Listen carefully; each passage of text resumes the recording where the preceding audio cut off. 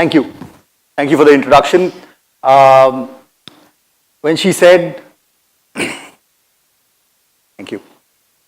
When she said I own a sports and digital consulting firm, it sounded pretty big to me. The reality is that it's been about a year and a half since I started the firm, and it's pretty small because consciously we've decided to work with the smaller sports, the growing sports, and it comes with a set of challenges of its own.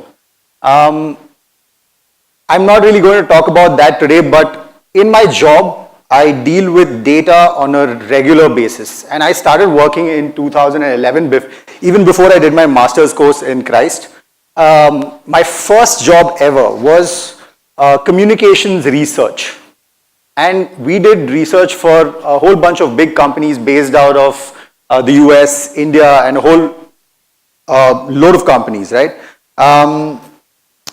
One of the functions of our research was to do daily monitoring so that people are abreast of what's happening with their company, the conversation in their industry, and so on.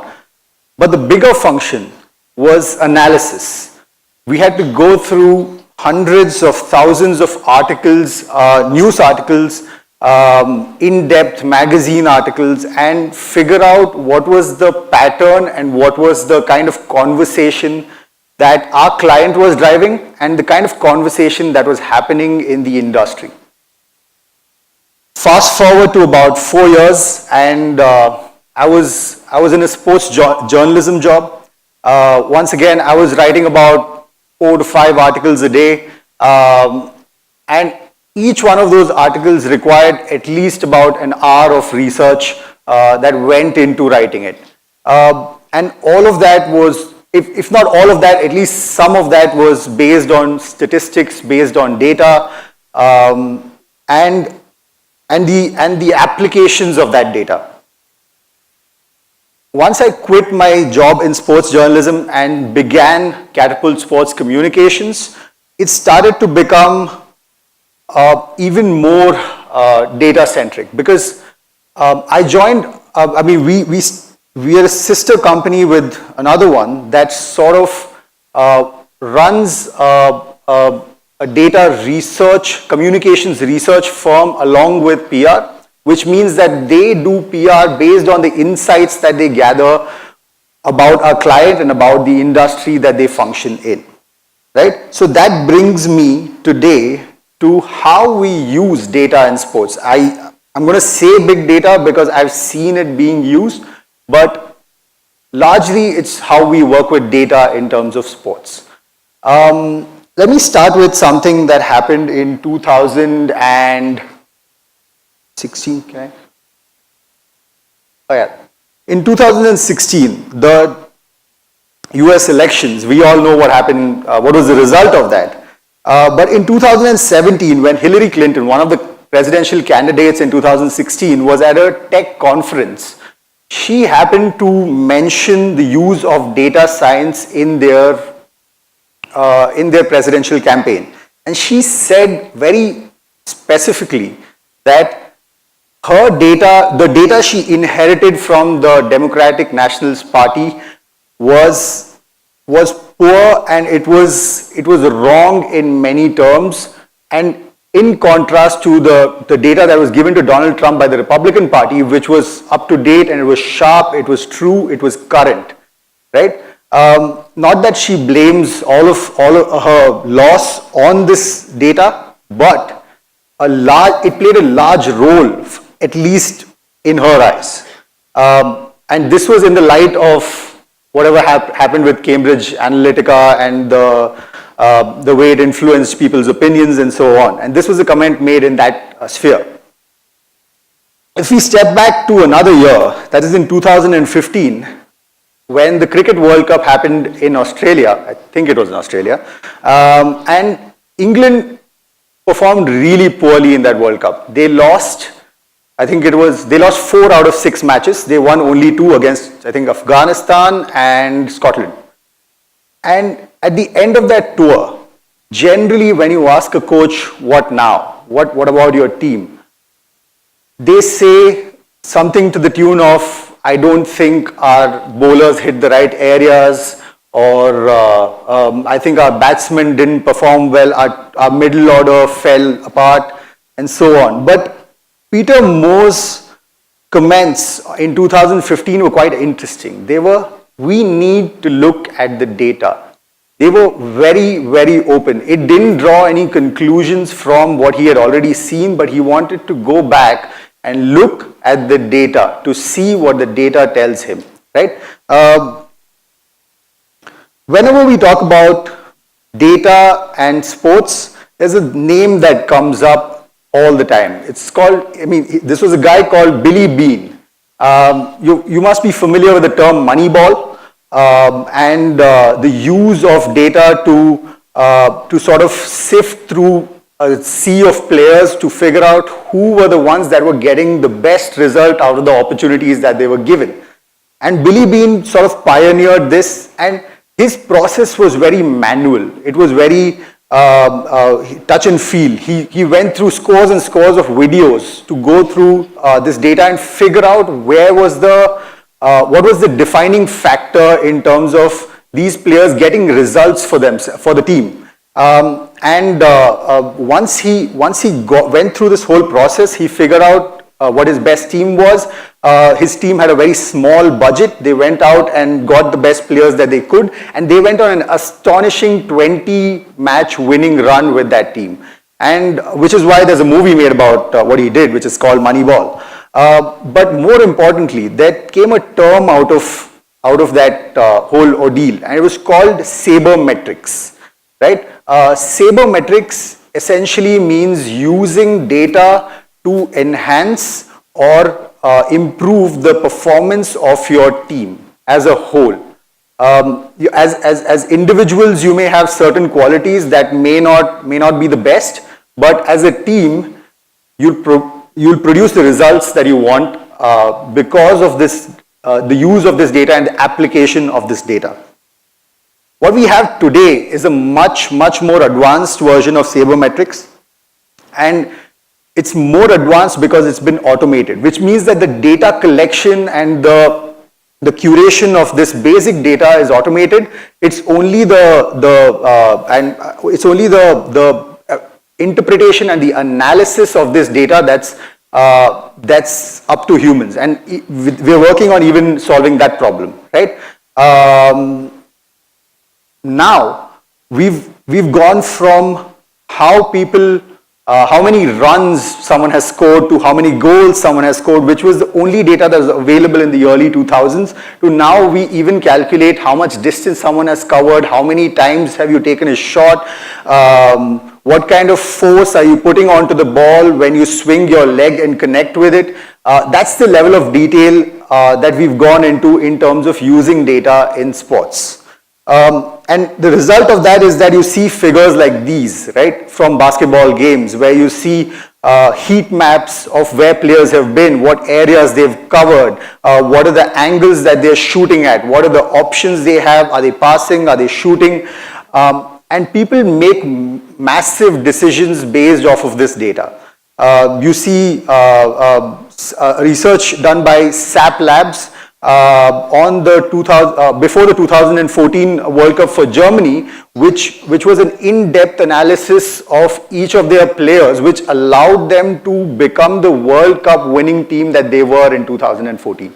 It was the German football team came out and said that it played a huge role in the way that they structured the team and the way that they went out and played the game. Right? They were very efficient, and they managed to pull off a great feat after having done really poorly only about 10 years ago. We tend to restrict the parameters of data onto what happens onto the field, but generally when it comes to sports, it's not just implications on the field, but off the field as well. For example, how helmets have evolved over the years. Not just helmets, different safety equipment, it plays a great role in terms of how these things have evolved. They collect data in terms of how many air inlets a helmet has, how it's able to cool your head, how much protection it provides, and changes the way things have evolved, which means that people playing NFL, that is American football, have fewer concussions now. And this is a huge discussion in the NFL. And they put millions of dollars into the research that goes into manufacturing these and designing this safety equipment.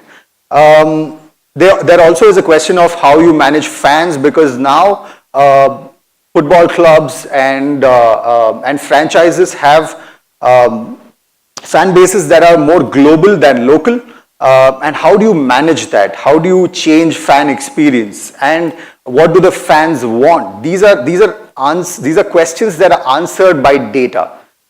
Even more so, how do you prevent injury on the pitch? How do you ensure that a training regime is set for the players by the coach that is supplemented by this data, right? Now, this is as far as big data is concerned on the whole, as in relation to sports. But now I want to bring the focus back to what we're doing in India. Let me tell you a story about 2011. So 2001. In 2001, we had a series against Australia, and at that time the captain was Saurav Ganguly, the coach was John Wright. And what he said was at that point there was no data that they could use other than what runs someone has scored, what position they play in the team, what is the kind of bowling that they have. These were very, very rudimentary forms of data. And what they did in that time was more in terms of the kind of experience that they had, more out of memory of the kind of bowling that someone does, the kind of actions that they have, the kind of ticks that they have. And that was the introduction of Harbhajan into the Indian national cricket team. That was the first test match that he played. And the Australian batting order was completely stumped. I did not mean that pun, but they were completely stunned by Harbhajan's bowling, because he pitched the ball outside the off stump and brought it back hit the top edge of the stumps, right? And they were completely taken aback by this. And this was not based on data. This was based on something that they had practiced and something that they had thought of in training after having watched him multiple times. But after that series, there was a man called S. Ramakrishnan, then later to become famous as Ramki, who introduced the Indian national cricket team to data. And his data was also very rudimentary. It was watching 25 videos or 40 videos and putting together a file of how a certain person's action affects the speed of the ball and the pitch of the ball and how it moves in the air. In fact, in 2003, just before we went to Australia once again, it was he who cleared Srishant of his bowling action. And Srishant would bowl, he was accused of chucking or throwing. And Ramki was the one who came and showed video proof that it was a kind of action that he was using, and it was not technically chucking or throwing. And we've come a long way since then, right? We have live data, and we have scores of data that we create these data points out of, that are provided live to the spectator, not even to the teams. The teams have even much more detailed data that they formulate their game plans on, right? But that's limited to the top level of cricket. We've not used this data to improve the standards of not just cricket, but most sports in India at the ground level. Top athletes get the top treatment in terms of data. There's still poor to no implementation of technology at ground level, which is what countries across the world are doing to improve their sporting infrastructure. The focus in India, unfortunately, has been on finding the next best thing and not nurturing the next best thing, right? We've got loads and loads of data. We've got the technology. We've got the know-how of how this data is curated, but we've got nobody to interpret this information. Recently, when Croatia made it to the finals of the World Cup that concluded not even a week ago, there was a little bit of a tidbit that came out of that the president of the Croatian national football team is Davor Šuker, who is their all-time highest scorer. And the president of our Indian Football Association is Praful Patel, whose sporting news is unfortunately not very great. And that's the problem that we're facing with data and sports in India, where we have swathes of data and we have lots of data, but we have nobody to interpret them, right? Right, so we have data, we've got to analyze it, we've got to apply it. How do we go about that? Where can this data be applied? It can be applied in a whole bunch of different areas, but we've sort of moved away from certain areas and only stuck to, say, your training or your fitness, right? But data can be used to improve so many other things, like your decision making. The way someone's bowling action changes the way the ball flights in the air, it pitches, and the way the batsman reacts to it, right? So your decision making can be changed through data. But in my sphere of where I work, the most important thing is communication. And how can we use data to improve communication in terms of sports? And both in my stint as a sports PR professional, sports digital marketing professional, and in terms of sports journalism, I've found that in terms of understanding data, there are loads of companies that come to you as a journalist on a regular basis with reports saying, this is the kind of data that we found, about 53% of everyone who watches cricket also watches football. But how do we interpret this data and how do we apply it? And there's a lack of data scientists doing that, which is kind of sad, because we can't really apply this data, and there's a dearth of data scientists who can go and apply the data that we already have. I'm not going to take too much time, but I want to end on a note with this famous quote from Michael Jordan, where he said that talent wins games, but teamwork and intelligence wins championships. All right.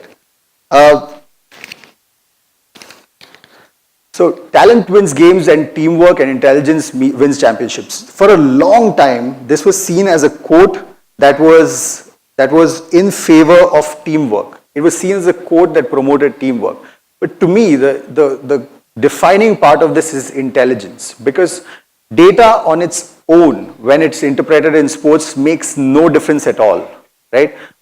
What difference does it make that a person has scored 20 goals before this match if you don't know from where he scores them, how he moves? That's the kind of data that we need to interpret. And interpreting and analyzing that data is what I'd like to call as game intelligence or sport intelligence. And I think Michael Jordan was spot on when he said that intelligence wins championships. Thank you.